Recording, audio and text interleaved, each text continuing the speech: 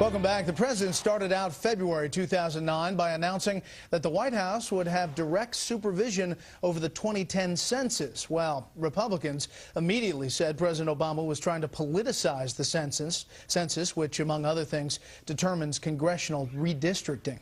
In mid-February, President Obama's one-time political rival, Hillary Clinton, began her first trip as Secretary of State. Clinton visited several key Asian nations, including China, where she made headlines by saying the U.S. could not press human rights issues at the expense of economics, climate change, and security. Quickly, our panel, AB, what about Secretary Clinton as Secretary of State this year?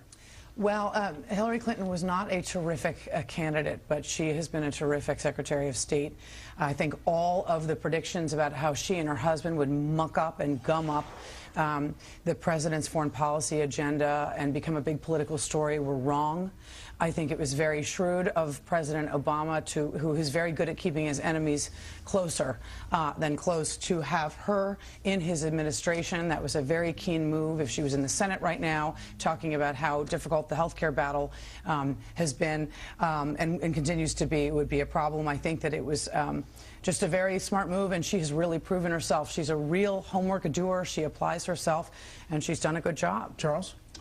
Look, I agree there hasn't been a lot of the usual Clinton drama, but I don't see any achievements. She was cut out, in a sense, by having all these czars, Holbrooke in charge of Afghanistan and Pakistan, Senator Mitchell, the Middle East negotiator, and also Obama taking control of the major issues himself. You know, she had her embarrassing episode in Russia on the reset issue, but I think what was most important was that when she went on the first visit to China and she actually played down human rights, it was a message from the Obama administration through her that that would apply across the board. The administration has been extremely weak on that, and unfortunately it hasn't received anything in return. Well, perhaps nothing the president did all year caused more controversy than the stimulus package. He signed the $787 billion package February 17th. The rest of the year, critics complained it was a waste of money. And there was constant bickering back and forth about just how many jobs the stimulus really saved and created. Steve, saved and created, that was a phrase that we were talking about a lot in 2009. And it's striking that they continued to use it even after it was mocked as widely as it was. Look, this was a stimulus package that was rushed through. Remember, there were urgent votes, and then the president took the entire weekend off and only signed it when he came back. It was a stimulus package that was to have kept unemployment under 8%. It didn't have that effect.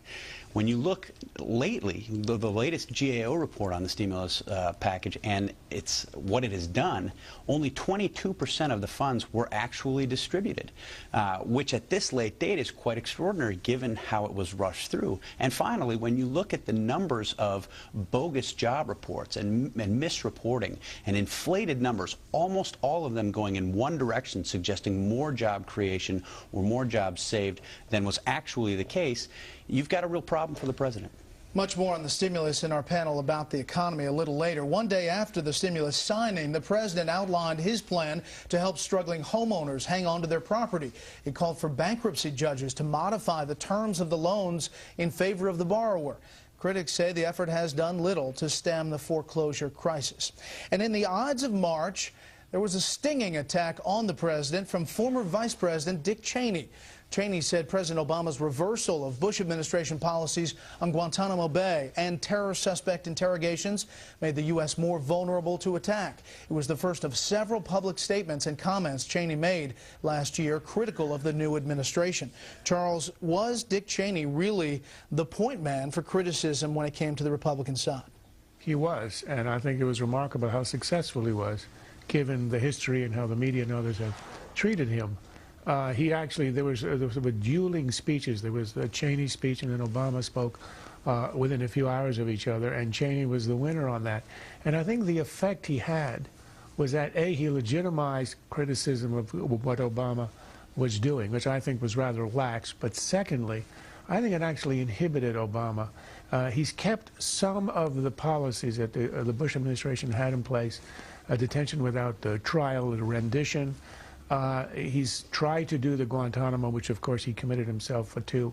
The most egregious thing he did, of course, was the putting of Khalid Sheikh Mohammed promising him a civilian trial in New York. But generally speaking, on the major issues of protecting America and the stuff the Democrats had attacked in '08, I think he's been rather moderate, and there's been a lot of continuity. In a sense, it's almost as if it's the tribute Obama is paying to the Bush administration, adopting indeed what it had denounced in word. AB, was Vice President Cheney effective? I think in a party without a leader, Dick Cheney stepped in and filled a void and became a passionate, articulate, forceful critic of the president. That whether or not that is unseemly is really an open question. President George Bush and his father alike decided to restrain themselves and not criticize the president, who is in his office under very difficult circumstances doing his job. They thought that that was following protocol. Former Vice President Dick Cheney doesn't seem to agree with them. Quickly, Steve. Well, I don't think it was unseemly at all, given the nature and scope and extent of the attacks that President Obama has made, starting with the first day in office, continuing through the entire first year of his time as president. He has made scathing attacks alleging the worst possible things about his predecessor. It has underpinned his rhetoric for the entire first year. I think it's only right that Dick Cheney's out there defending it. Coming up next, Tax Day 2009 brings with it a different kind of celebration.